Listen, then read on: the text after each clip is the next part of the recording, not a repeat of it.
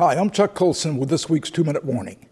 Today, I've got to underscore the warning part of this because I really believe we've reached a tipping point in our society. 2 weeks ago, the Attorney General announced that the Obama administration would no longer defend the Defense of Marriage Act, or DOMA, in the federal courts. My first reaction was horror. The president not defending a validly enacted federal law in court? And the more I've thought about it, the more flabbergasted, even angered I am by the outright arrogance and elitism at work here. The Attorney General justified his decision by saying that he and the President concluded that the statute was unconstitutional. Whoa! That's for the Supreme Court to decide, not the executive branch. The executive branch, by Constitution, has to enforce the law. Then again, maybe the administration is simply dropping the pretense. Prominent legal scholars like Alan Sears at the Alliance Defense Fund have said that the administration has been sandbagging DOMA in the courts all along. Libertarian legal scholar Richard Epstein, who philosophically opposes DOMA, called the administration's defense of DOMA faint-hearted, almost collusive.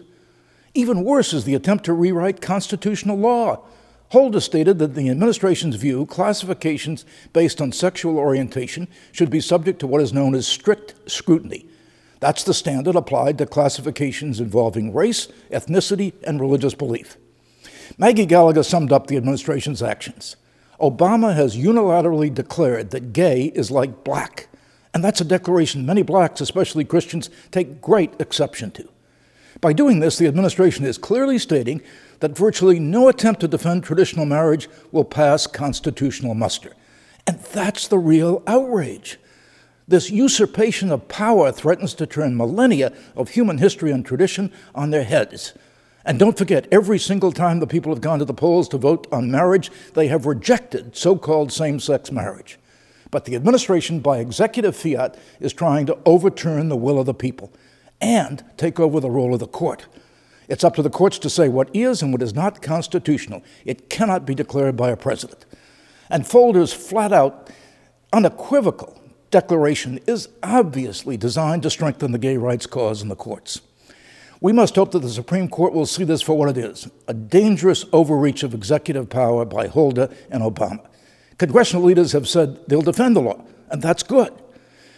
Before I go, I just want to say that while I'm practically beside myself over the administration's arrogance, I'm just as perplexed by the reaction of the church. I'm hearing very little, barely a peep. My own pastor gave a stinging, stirring sermon about it, but most friends tell me there's been silence in their churches. This, my friends, is the time to raise our voices. It's time to rally for the defense of marriage. Here's what I want you to do. Number one, sign the Manhattan Declaration. We'll link you to it from the Colson Center. Second, read the articles we've gathered for you, especially the article by Alan Sears. Third, our scholar T.M. Moore has prepared a marvelous study series on America's profoundly biblical roots, roots that are withering and will continue to unless the church wakes up. Read what T.M. has to say. Finally, be sure to tune into Breakpoint this week, where I'll have more to say on this truly shocking decision to jettison the defense of marriage. I'm Chuck Colson. That's this week's 2-Minute Warning.